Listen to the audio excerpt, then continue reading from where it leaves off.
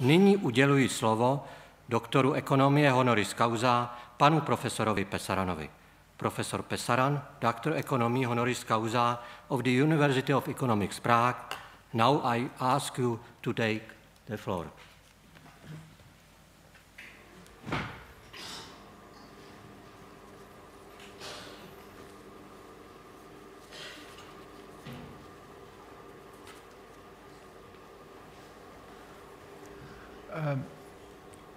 Her Magnificent Rector, ladies and gentlemen, honorary degree is a great privilege which has been bestowed upon me. I really appreciate it. It's nice to be able to meet such important scholars in important university in Prague, one of the most learned center of the world. I actually visited a library which was founded something like 600 years ago. It's amazing to be able to share with you some of the treasures of this city. It's my third time I'm visiting Prague, and has been great to be here. And every time I learn new things. So it's amazing to be with you. Thank you much. Today, I thought when they were asked to talk, I just wanted to explain some of the issues which I have been working on, and also consider an important topical issue about oil, both because my own country has been a major oil exporter, therefore oil plays a very important role in Iran. And also because oil plays a very important role in the life of many of us in the world. And furthermore, there has been quite a great deal of discussion about the effect of decline oil prices, which has been substantial, the oil prices dropping from $140 to something like about $30. And a lot of issues have been raised as to what are the implications of these wide fluctuations, especially the fall in oil prices?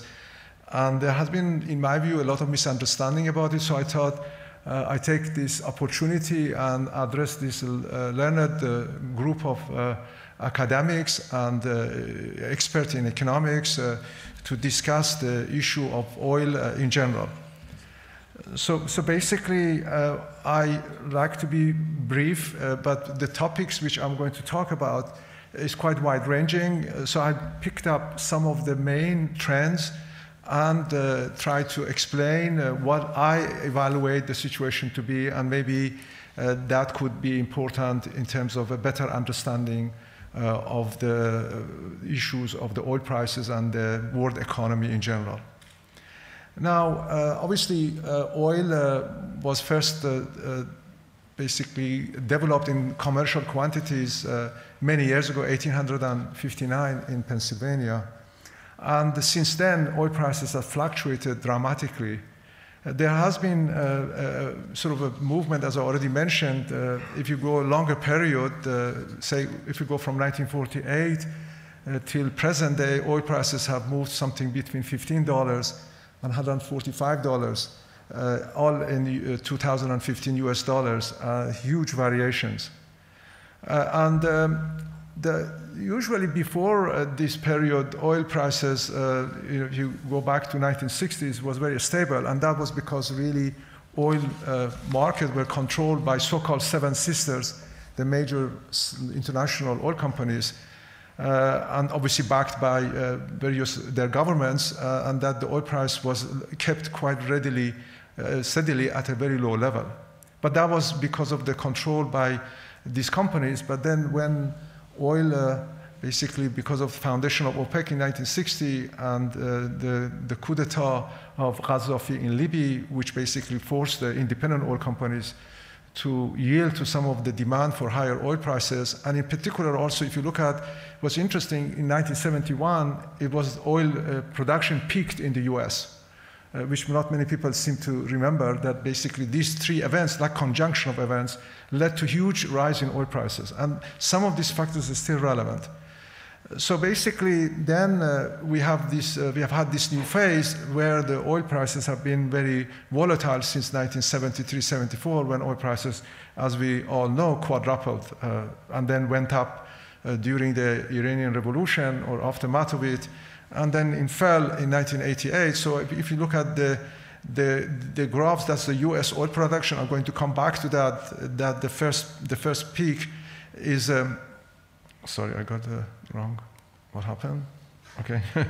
Usually technology changes something. So is it something I've done? Okay. Okay, we're going back to that. So basically, if you look at this graph, we're coming back to this graph later on. I don't sit here, but I can sit there. So you find that oil prices here peaked in 1971, which was very important, which led to the rise of oil prices tremendously from here. And then now, again, oil production peaked in something 2015. I'll come back to that and explain the phenomena. This is for the US. If you look at the whole of the oil price movement, so basically you'll see that these are the period where oil prices have been stable, 1960s, and then, but this is a quadrupling of oil prices. This is the Iranian Revolution. This is when the Iran-Iraq war ended and oil prices collapsed under Zaki Yamani. And then we have, this is the most recent peak, which we had before the 2008 so-called Great Recession. And then now the oil prices went down to $30, and now it's gone up to something like about $45, $48. These are all WTI. This is the oil price in the US. Now, if we now look at this, you find that it's not the first time that oil price collapsed. We have had 6 different huge drop in oil prices. So we have a lot of experience of what happens when oil prices fall or when the oil price rise. And therefore, I'm going to use some of this information to actually provide you with a better understanding as what are the implications of oil price changes. So if you now look at the what is the relation between oil price and global economy, you find that obviously there's a short-term effect and there's a long-term effect, and there is more recent events. So I'm going to now say how we can actually understand what is the impact of the oil price on world economy looking at the data. People have a lot of views. If you look at basically Google, everybody writes articles about the reason why oil prices are moving or what are the implication of it is, but I think it's very important to provide a comprehensive evidence for these trends. Now, if you look at that in this period, you find that obviously when oil prices rise or fall, it doesn't affect all the countries the same. That's obvious because oil exporters benefit when oil prices rise. The importers hurt as a result of the oil price changes.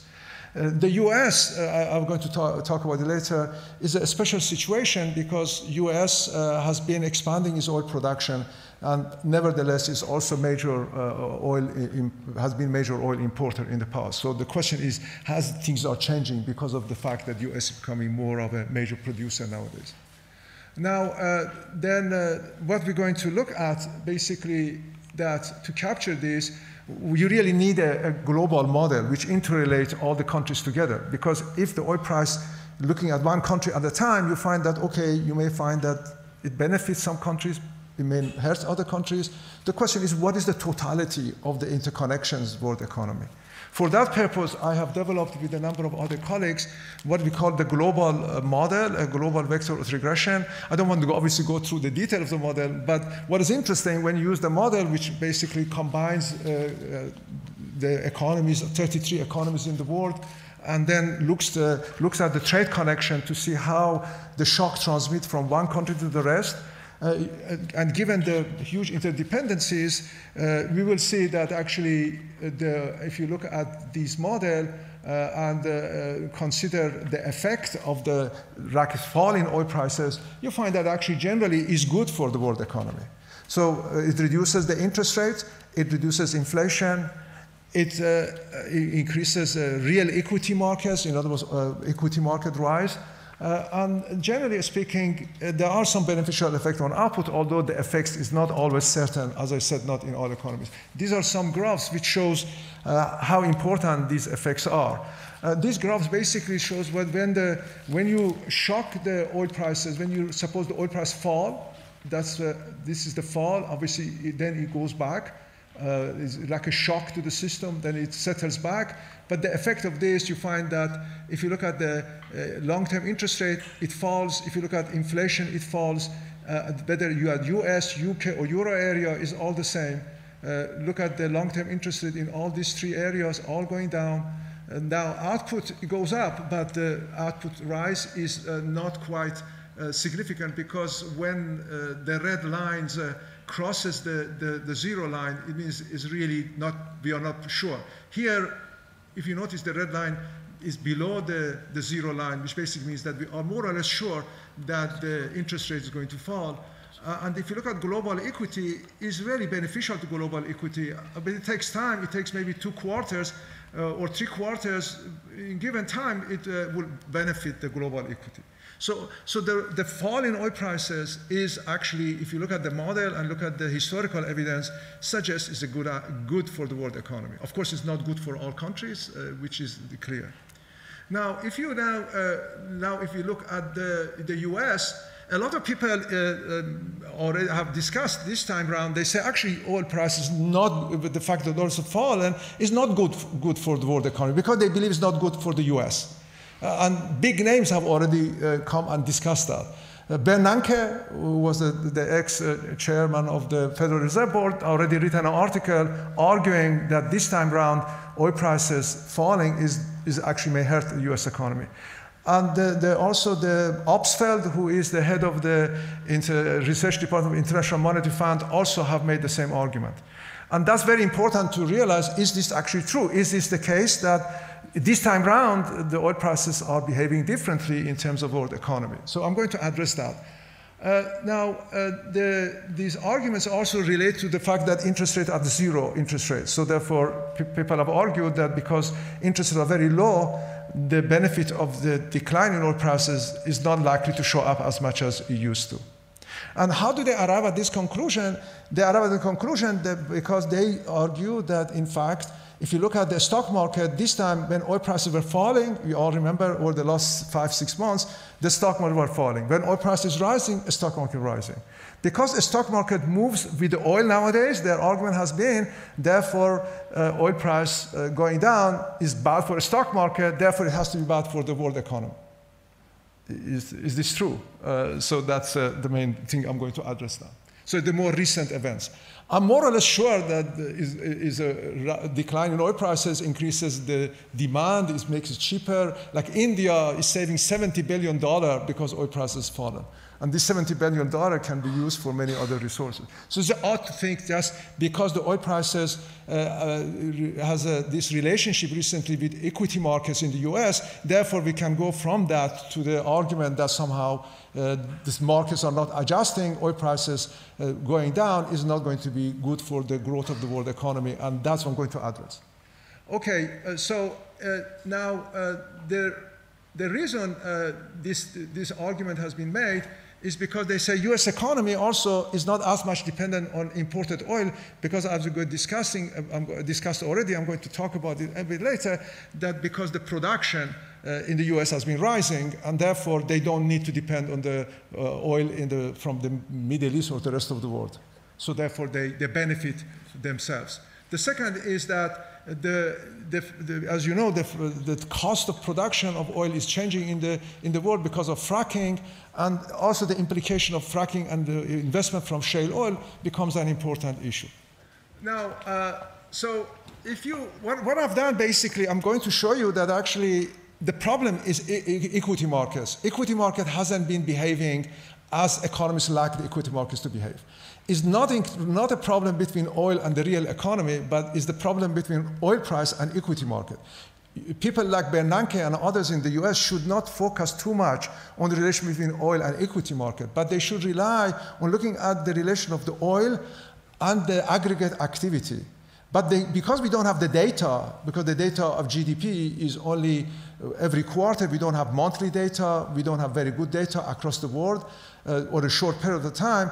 So what I've done here, actually, I looked at the dividends. Because after all, the benefit of lower oil prices means better profitability for some companies who use oil, and the dividend has to rise. So therefore, I'm going to show you that actually oil has been, the drop in oil prices has been always associated with better dividends.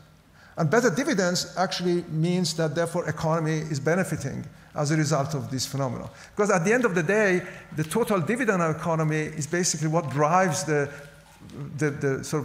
demand and also where the productivity comes from. So as I already mentioned, Bernanke and Obstfeld both have articles arguing that this time around, because oil prices it basically goes with equity prices, therefore the situation has changed.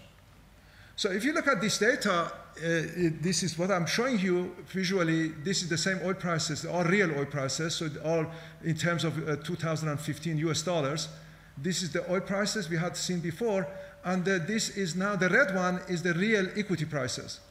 Now if you look at this, you find that, yes, during this period, oil prices is basically rising, equity prices rising, oil prices falling, equity prices falling in this short period.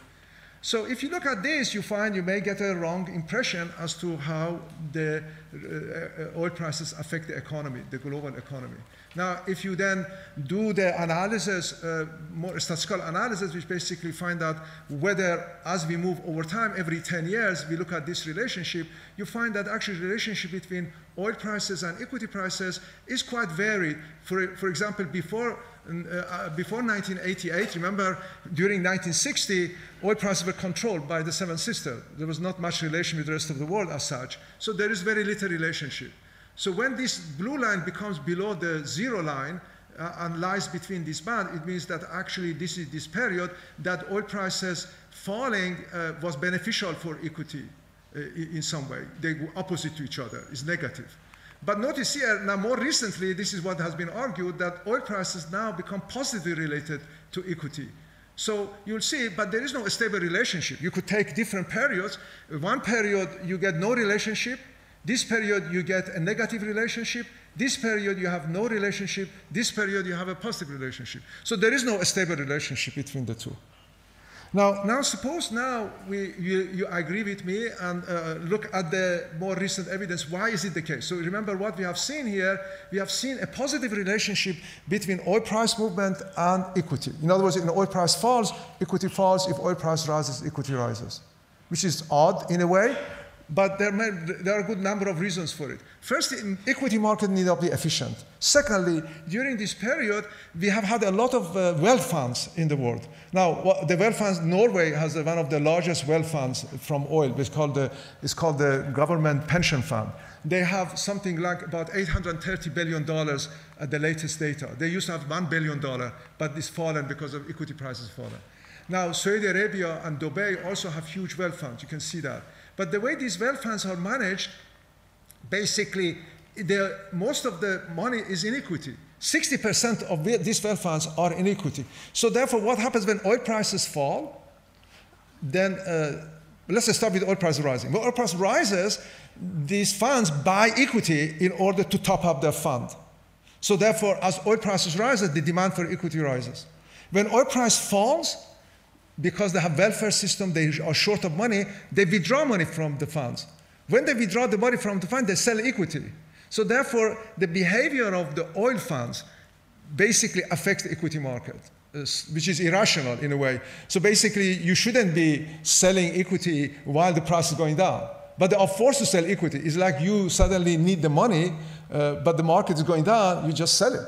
So basically, that becomes looks like a negative relation, but not a stable relationship, because if your situation become normal and the oil prices are at what you expected, you wouldn't be transacting your fund. You don't buy and sell from the fund, and therefore there is no relationship. So therefore, this relationship between oil prices and the real equity is not necessarily a stable relationship and should not be relied on. So if you then look at, just look at, say, dividend now. Here I'm arguing actually dividend is really good measure of activity, because in a way, if companies don't basically grow and the demand for products is not rising, they couldn't have profits, and if they don't have enough profits, they couldn't pay dividends. Some people have argued that companies strategically pay dividends even if their profitability is low. Well, you could do it for 1 year, you could do it for 2 years, but you cannot continue doing that, because sooner or later you have to have profit to pay the dividends. So basically, in the long run, there has to be a relationship between dividend and whether something is good for the companies or not. So if you look at this one, you find now, let's look at now the relationship between the same oil prices and dividends. Now, this is the red one is all real values of the dividends again. Notice here, during this period where oil prices were stable, dividends were rising. When oil price started to rise, dividends started to fall. When oil prices became low, dividends started to rise. This time, oil price is falling, dividend is rising. So therefore, there is actually a systematic relationship between dividend and oil prices. Now, if you do more mathematical analysis, what I did before, this compared to the previous graph, this one, the blue line is always below zero. It means that every time oil prices, doesn't matter what sub-period you look at, every time oil prices have been falling, dividend has been rising. These go to opposite each other.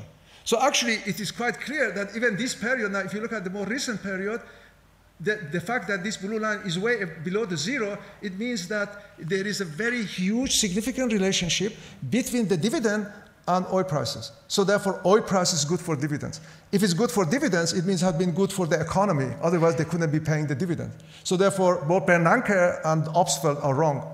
In fact, you should not be looking at equity prices. You should be looking at activity which generate profit. Equity prices could rise because of speculation, or because some funds are managing, like as I said, major funds were managing their portfolio.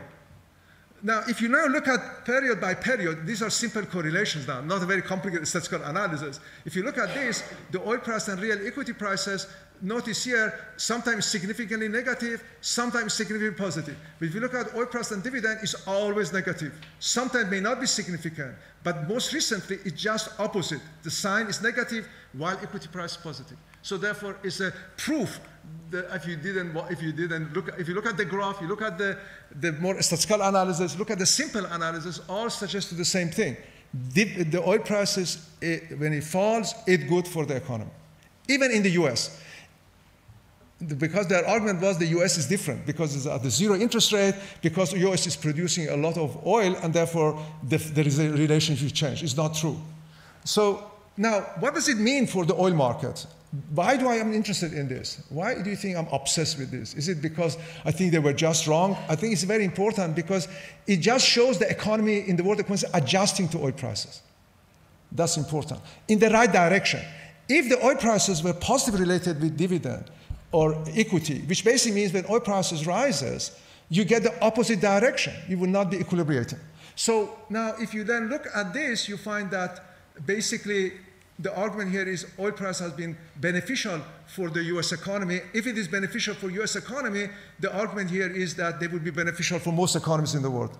Now, of course, those who produce oil would be not beneficial to them, but the net effect is the world economy beneficial. Why is it important? Because it means that as oil price has fallen, the demand in the world economy is going to rise. Growth is going to be better than most people expect. Right? In some sense. If the growth is better, the demand for energy starts to rise. If demand for energy starts to rise, oil price is going to rise. If the oil prices rise, therefore the equilibration starts to take place. Now, how this happens is supply also has to fall initially when oil price is low. If you look at the supply condition, I don't have time to go through all the details. If you look at the supply conditions, you find, let me just show you the graph here, that in the US, which is the most important one, investment has started to fall already in energy. In 2015, 2016, according to International Energy Agency, investment has fallen 23% and 19% in these 2 years. If you look at the production, notice here, this is weekly data in production of the US. The production has been rising systematically in the US. Notice here, it's started to fall. So actually, economy is adjusting. The supply is falling.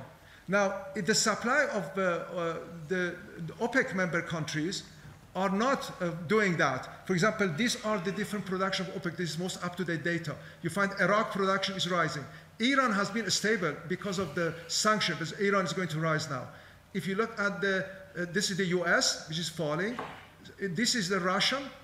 The red one is the Russia, and the yellow line is Saudi Arabia. Notice here, both Russia and Saudi Arabia are still raising their production, but they are going to adjust gradually.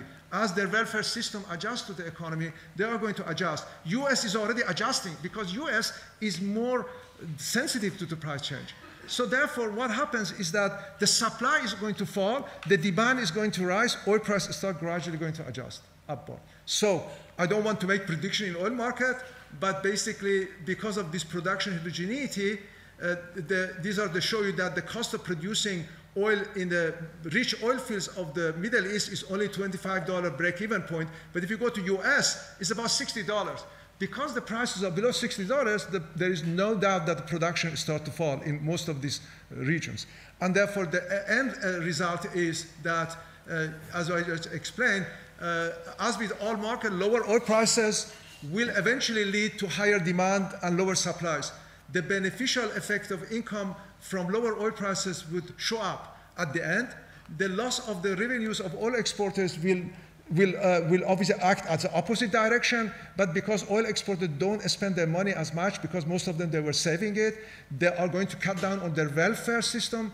In all of the region which are oil exported, definitely welfare, the subsidy is going to be reduced because of the lower oil prices. That gradually reduces the demand for producing more oil in the region, and that the prices start to rise. And then obviously we're going to have yet another period of price rises. So I'm not saying that the price will go to $140, but most likely over the next 2-3 years, the prices start to rise something like about $60. This is where the break-even point is. But unfortunately, when the prices start to go above $60, then producers from North America, from Canada, start coming in, the production starts to rise, and then the prices basically eventually going to fall. So basically, you're going to have this reality that oil price is going to gyrate between something between $30 and maybe $80, but it would be quite complicated the way it's adjusted to the world economy. So eventually, my conclusion is that the economic system is working, but it's not working as fast as many people like it to work. People always like everything to work very quickly, but it doesn't. But nevertheless, to be worried about it and somehow think that somehow things are different this time around, I think the good news is, as far as I can see it, is that things are going to work out, but would be a prolonged period ahead. Thanks so much for listening to me.